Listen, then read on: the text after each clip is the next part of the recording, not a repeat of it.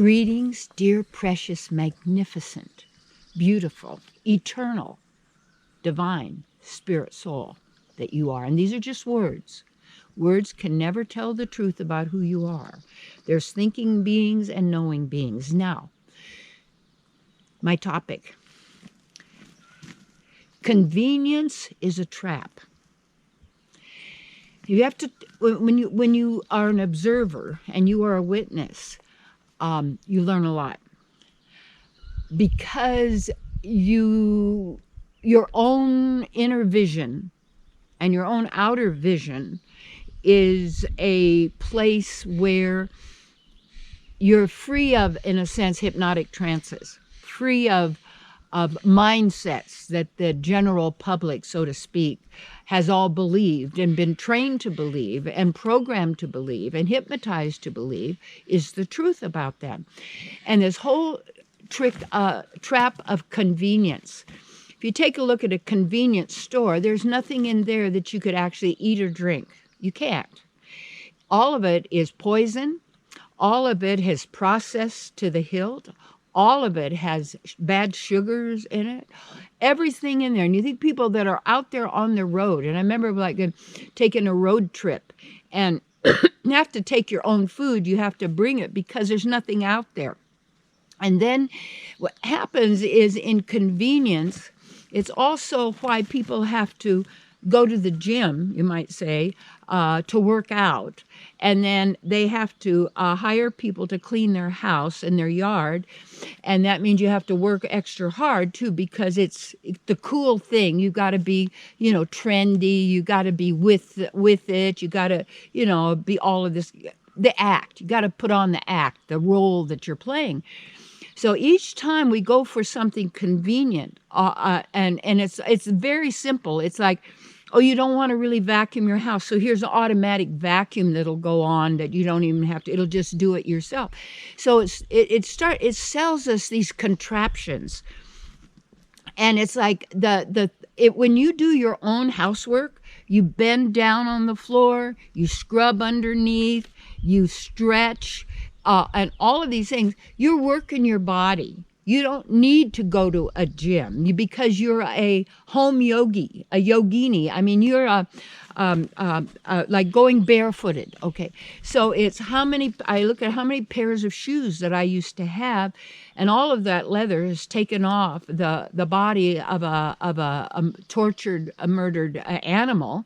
Of such, and then wearing all of their skins on our own bodies and such, the shoes, and to look good, be sexy, hot, all these kind of things. And yet what it does, keeping the feet always in this like a cast on the foot, and the foot's not breathing. It's not touching the earth. I don't mean to out there on sidewalks and streets and I go barefooted at home on, my plastic floor and all of it, because they're all convenient, because we want the house to last forever. So we don't want it to just go naturally the way it goes. We have to put more synthetics in it. So even for convenience, when you go out and you buy new things, sofas and curtains and you get carpets and all of that's putting out toxins continuously, emanating all of this stuff that's involved in the whole process. We're all been caught up in this. We've all been caught up in this. And when you bring in new paint, you paint, now you got to breathe all those toxins. And everything's for convenience. Well, I don't even need to bend and pick up anything, because I'll have a stick that's got a tweezer thing on the end, and that'll pick up for me so I don't have to bend. But I'll pay a lot of money to go to a gym and work out so I can do knee bends with this and that. It's like when I carry two water bottles, big ones, that when we get the water from here, the sources of the Sacramento River and all of that, it's really great, is that I carry them on both sides and walk with them. And it's people have convenienced themselves into death and frailty and fragility and boredom and all of a synthetic kind of a life that is desired by people because it's elaborate, it's trendy, with even like wearing clothes, the synthetic clothes that we wear instead of the natural, all of that blocks your aura and blocks you from receiving. It's like when you're in the car and you turn on the air conditioner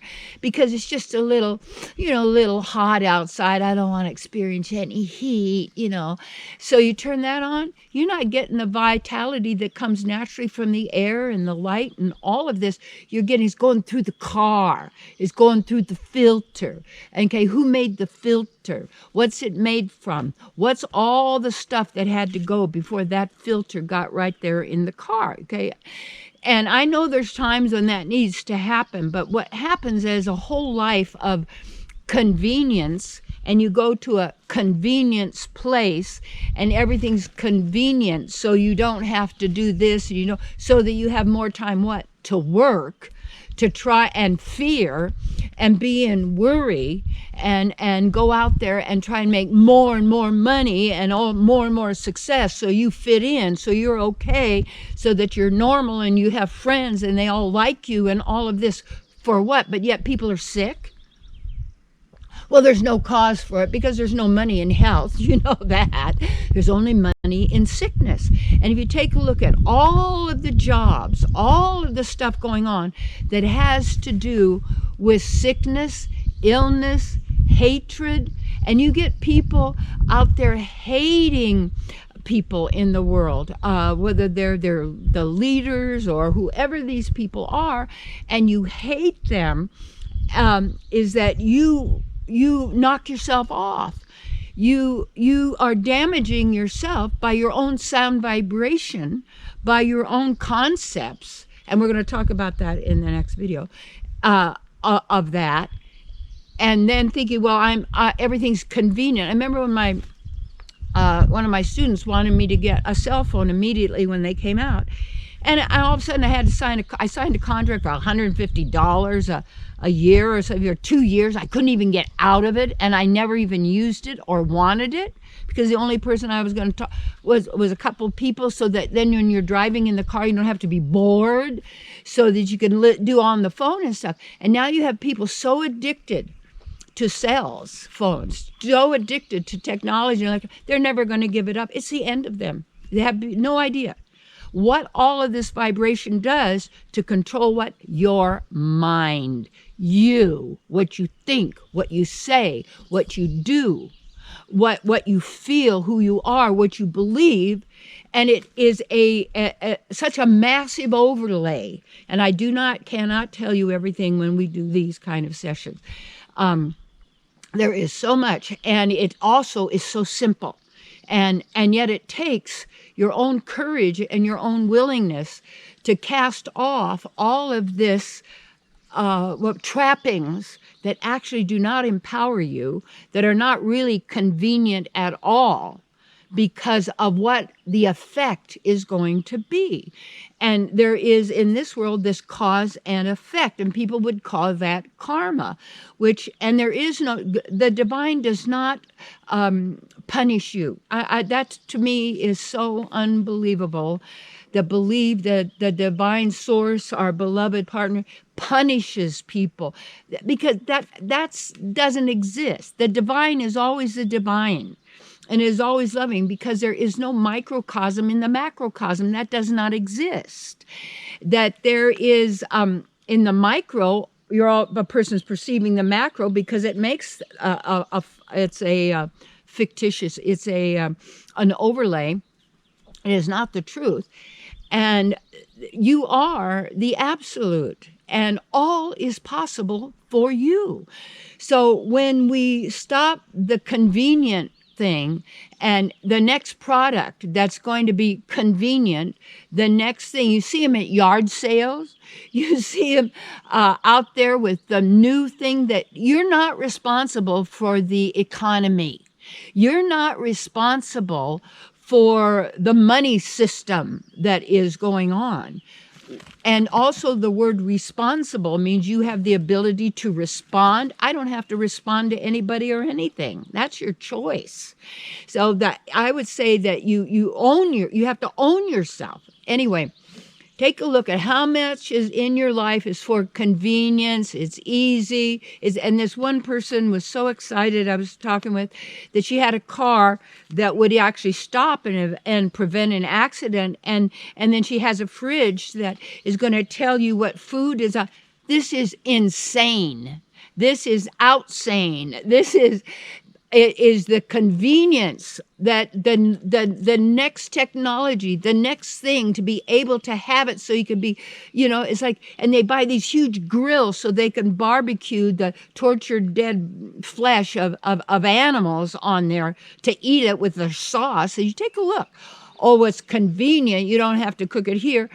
And all of the energy you have to do, how hard you have to work, what you have to do to be able to fit in and be part of an artificial overlay, a cartoon life, where everything about you is directed and controlled by someone or something else through the very things each step of the way was a convenience for your good. You have to get that mind energy, that consciousness, that fear-based, guilt-based situation, that envious state of mind and whatever is then done for convenience is never for your good and never has been. The body washes, the chemicals that we're putting on the body, the stuff you got under your sink that you're using for cleaning or to get rid of the bugs over here because they're not convenient, we'll kill them. But that also changes them, the nature of the environment in which you are existing. And you never know, like for instance, someone has killed coyotes around our place. There were like maybe 30 or 40. Nothing. So now do we have bunnies, jackrabbits. Now you've got an influx of this creature and that creature because the whole balance of nature, just like when wolves are present, everything is in harmony. And so it's like you got to take yourself back. And when you take yourself back and you take your shoes off and you begin to stand on the earth and you begin to notice that you are whole, complete, and perfect and nothing's missing from you and never has been, and there's nothing wrong with you, okay? When you take all of this back, it's the most convenient thing you could ever do because now you're situated in your power. Remember, I'm there for you. You can email me at terry@terrycole-whittaker.com. We can have phone sessions. Love to have you come to retreats, classes, courses up at Shasta. You know anybody around in the area, let them know.